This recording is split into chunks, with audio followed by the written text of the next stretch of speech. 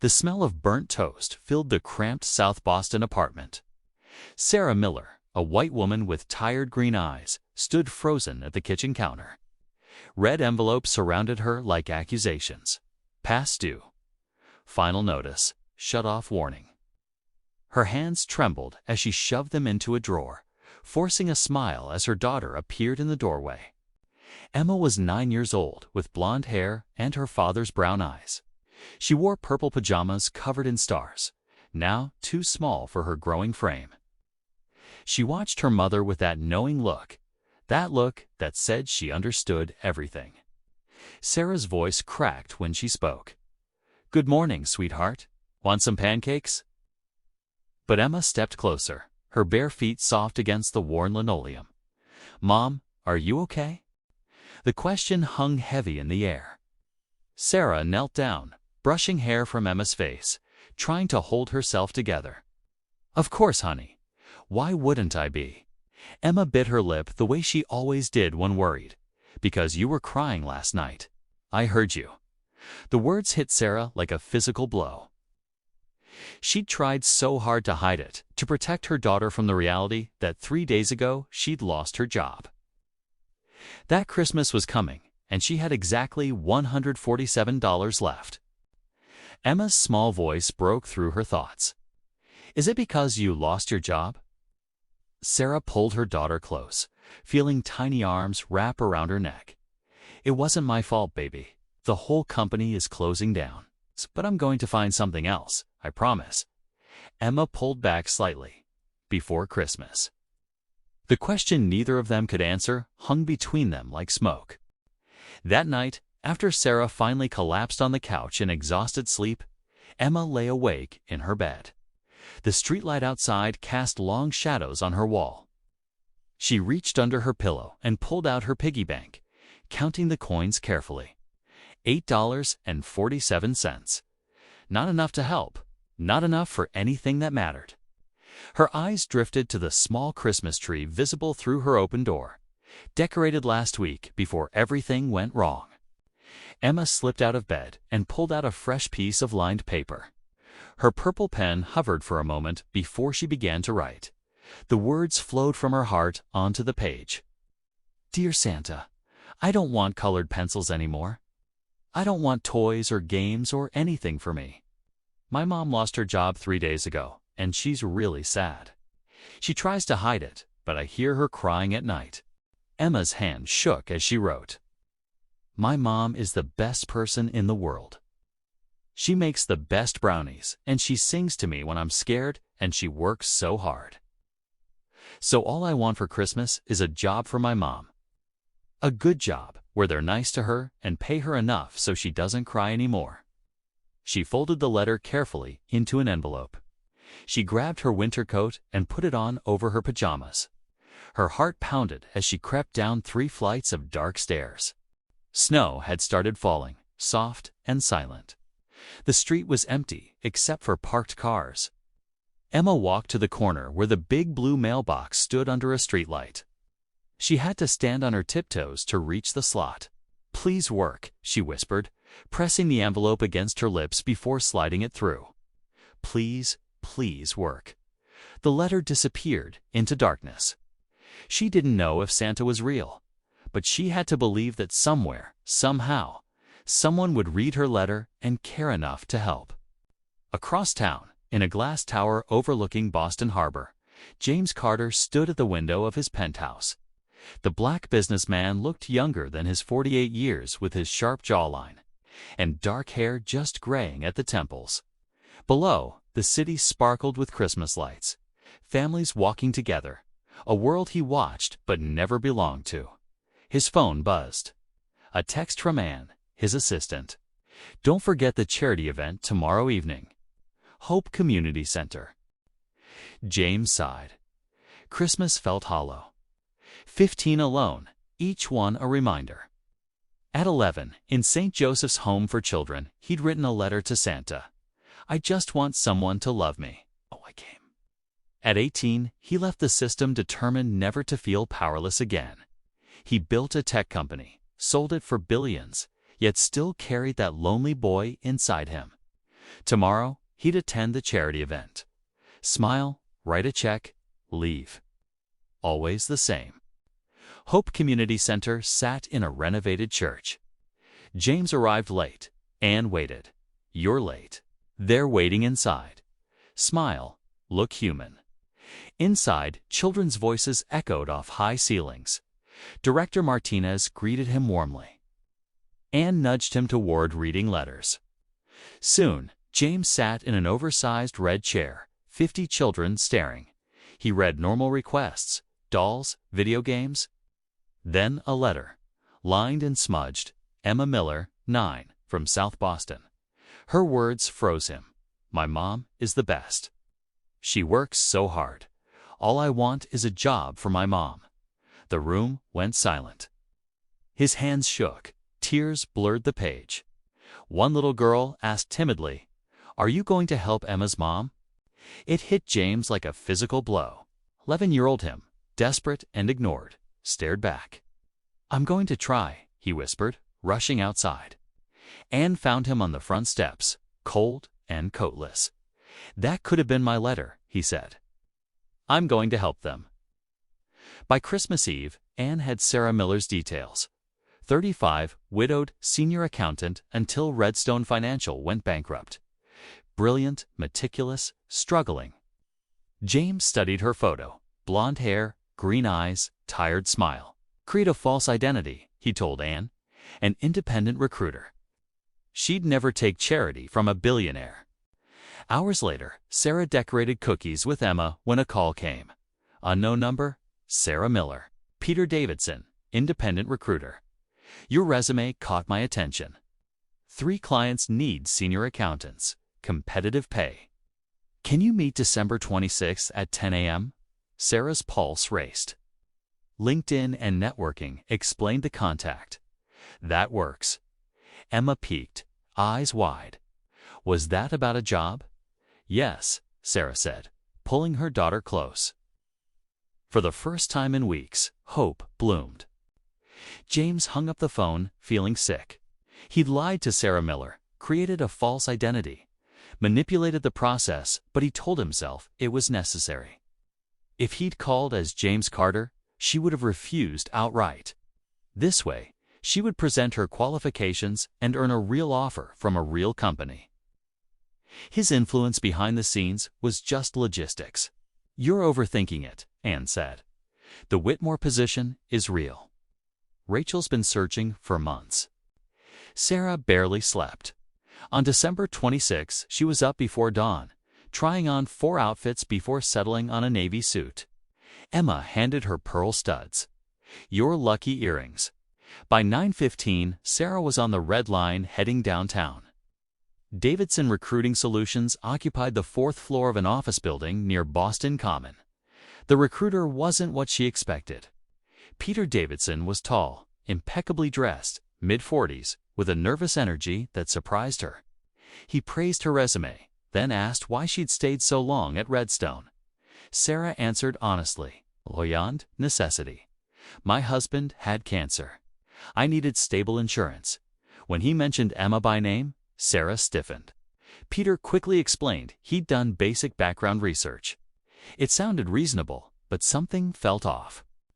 "What are you really looking for?" he asked. Sarah didn't hesitate. "Stability, enough to support my daughter. And work, that matters." Something shifted during the 40-minute conversation. Finally, Peter said, "I think you'd be an excellent fit for Whitmore Consulting. Senior financial analyst, a T5 to 95,000. Full benefits, January start." It was more than Sarah had ever made. He promised to recommend her strongly. After she left, James sat with his head in his hands. She was exactly what Rachel needed, far more real than he'd expected. Hearing her talk about her husband and Emma made his deception feel heavier. The interview with Rachel went even better. "We won't make anyone rich," Rachel said, "but we help people." 2 days later, Sarah received a formal offer, 90,000 full benefits. Emma screamed with joy. That night, Sarah made a workable budget. For the first time since David died, she could breathe. 3 months passed. Sarah excelled, rescuing struggling nonprofit clients. "You're the best thing that's happened to this company in years," Rachel told her. But doubts crept in. She couldn't find Peter Davidson online. Whitmore's largest client was Carter Technologies. Photos of James Carter, a self-made billionaire, looked familiar. Then a client said, "Thank Mr. Carter for recommending Whitmore. He said you were the best analyst in Boston." Sarah realized Peter Davidson didn't exist.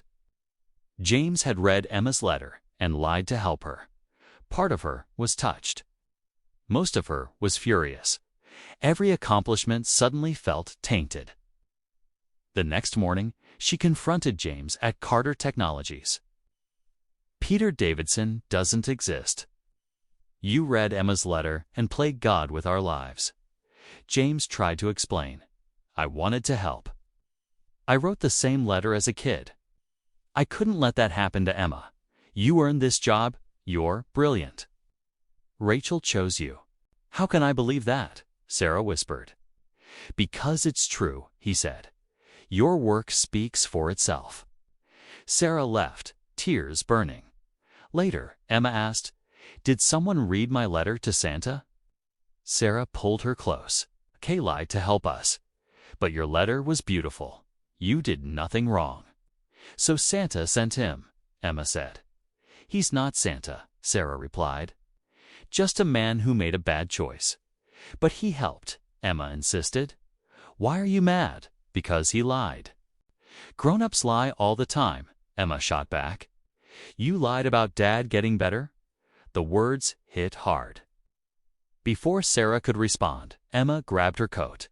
"I need to fix this. Emma, wait." But Emma was already running. Sarah chased her to the T-station, catching her just before the platform edge. "You're 9, Sarah said, breathless. "You can't run off like this. I have to talk to him," Emma cried. "This is my fault." "It's not," Sarah said, pulling her close. Her phone buzzed. A text from James. "Anne said Emma might try to find me. Is she safe?" Sarah replied, "She's with me." "Where are you?" "Mass Avenue and Boylston. Stay there. I'm 5 minutes away." A black car arrived. James stepped out, panic on his face. Emma ran to him, sobbing. "I'm sorry. You didn't cause this," he said, kneeling. None of it. They agreed to talk together.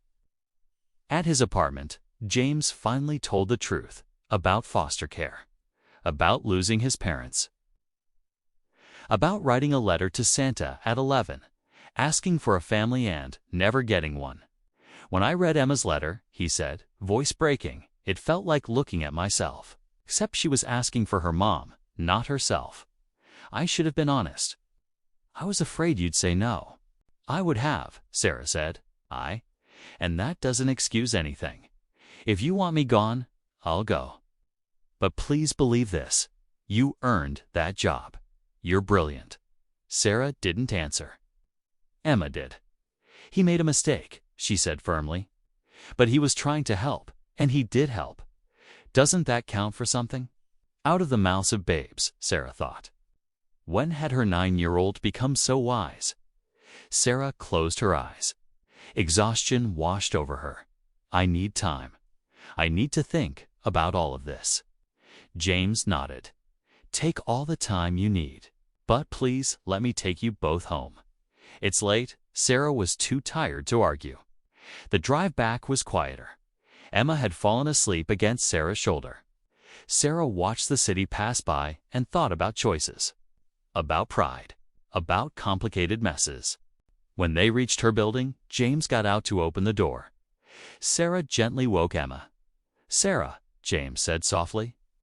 "I really am sorry." Sarah looked at him. Really looked at him. He looked miserable, guilty, but also hopeful in a fragile way. "I know," she said. "Thank you for bringing us home. It wasn't forgiveness, but it wasn't rejection either." James nodded. "Good night, Emma." "Good night, Sarah." Sarah took Emma's hand and led her inside. 3 days passed. On the fourth day, Rachel called Sarah into her office. "I spoke with James Carter," Rachel said. "I want you to know something, Sarah. James sent me your resume, but I had 3 other candidates. I chose you because you were the best fit, not because James pressured me." Rachel leaned forward. "You've been here 3 months. You've revolutionized our system. You've saved 2 clients from bankruptcy. That's because you're exceptional. James gave you an opportunity to interview, but everything after that was all you." Sarah felt tears welling up. "I just don't know what's real anymore." Rachel's expression softened. "This is real. Your work is real. My respect for you is real. And for what it's worth, I think James made a mistake in how he approached this, but his heart was in the right place." Sarah left, feeling less adrift. That evening, she sat Emma down. "I've been thinking about Mr. Carter," Sarah said. Emma perked up. "I think he made a big mistake in lying to us. But I also think he was trying to do something good in a clumsy way." Emma's eyes widened. "So you're not mad anymore?" Sarah smiled slightly. "I'm still hurt, but I'm starting to understand why he did it. And Rachel assured me I really did earn my job." "Apparently, I'm kind of amazing at what I do," Kama said seriously. "I could have told you that." Sarah laughed. "Yeah, you could have." Emma leaned forward. "Does this mean we can see Mr. Carter again?" Sarah nodded slowly. "Maybe, if he promises to be honest with us from now on." That night, after Emma was asleep, Sarah picked up her phone. She stared at James's contact information for a long time. Finally, she typed, "Can we talk?" "Just the 2 of us." The response came within 30 seconds. "When?" Sarah typed back, "Tomorrow night. 7 p.m. There's a coffee shop on Newberry Street called Tat." His response was immediate. "I'll be there." James arrived 15 minutes early. He'd changed clothes 3 times, finally settling on jeans and a sweater. He wanted to look approachable, not like the billionaire CEO who'd screwed everything up. Sarah arrived at 7, wearing a green dress that highlighted her eyes. She looked beautiful, nervous, and tired. They sat in a corner booth. "Thank you for meeting me," James said.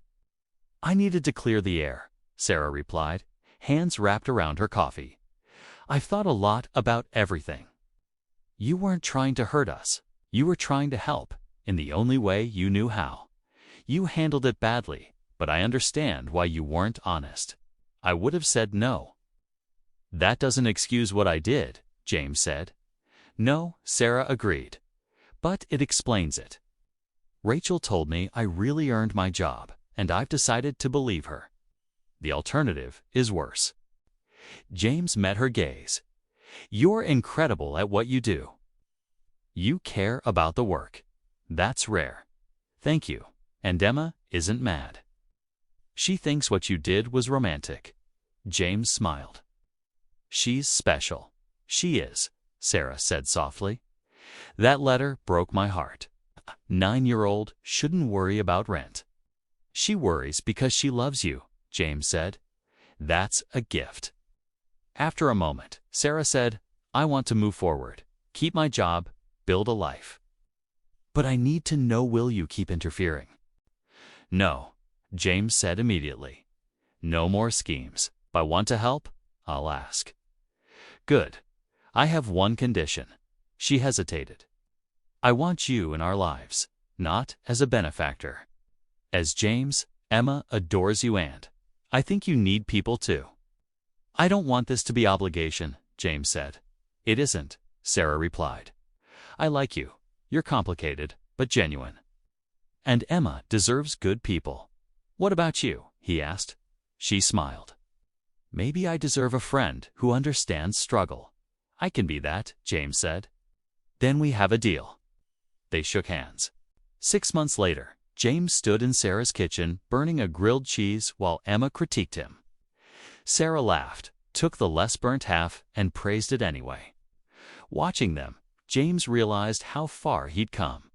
Once alone in a penthouse, now here burnt sandwiches and all, and happier than he'd ever been. He'd kept his promise. No lies. He helped with homework, attended school events, shared dinners. Sarah flourished at work. Emma thrived. And James stopped feeling like an outsider. He'd found belonging. One night on the balcony, Sarah said quietly, "Thank you. For caring even when you did it the wrong way." "You would have been fine without me," James said. "Maybe," she replied, taking his hand. "But I'm glad I wasn't alone. And neither are you." They sat together, city lights glowing. A child's letter, a lonely man, a second chance at family. Sometimes miracles arrived clumsily. Sometimes they looked a lot like love.